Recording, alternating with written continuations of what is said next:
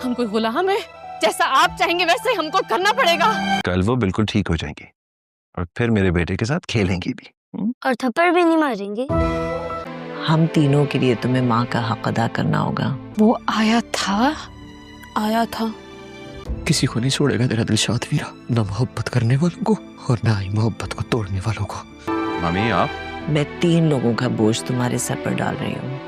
फिर क्या हुआ रजो? कॉन्ट्रैक्ट खत्म होते ही आपको ये रकम मिल जाएगी। ये एपिसोड वजदान और नीलो की शादी के बाद के मसाइल, खास तौर पर नीलो का वजदान के बेटे से बुरा सलूक करने और वजदान की मां की मुदाखलत पर मबनी है। नीलो वजदान को हर वक्त बातें सुनाती रहती है जिससे वजदान बहुत थक चुका है। नीलो ने यहाँ तक कि वजदान के बेटे सनी को भी थप्पड़ मारा है। जब वजदान को ये पता चलेगा कि नीलो ने उसके बेटे को थप्पड़ मारा है तो वो नीलो पर बहुत ज़्यादा गुस्सा हो जाएगा।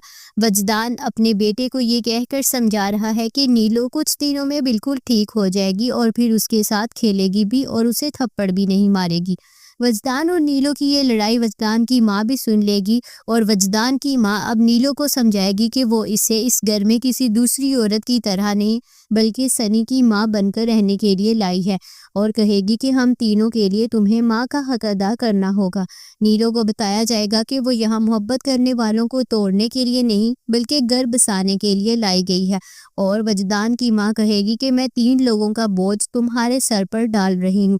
दूसरी तरफ वजदान दिलशाद से कहेगा कि कॉन्ट्रैक्ट खत्म होते ही तुम्हें तुम्हारे पैसे मिल जाएंगे। कॉन्ट्रैक्ट वाली बात से तो लगता है कि नीलो किसी मुआहदे के तहत घर में आई है। नीलो अपनी तल्ख तबीयत और वजदान के बेटे से बुरे सलूक की वजह से घर में तनाव पैदा कर रही है। वजदान की माँ अब नीलो को उसकी जिम्मेदारी याद दिला रही है कि वो सिर्फ एक बीवी नहीं बल्कि एक माँ का किरदार अदा करे। तो दोस्तों, आप इस बारे में क्या कहना चाहेंगे? कमेंट्स में हमें अपनी राय ज़रूर दें।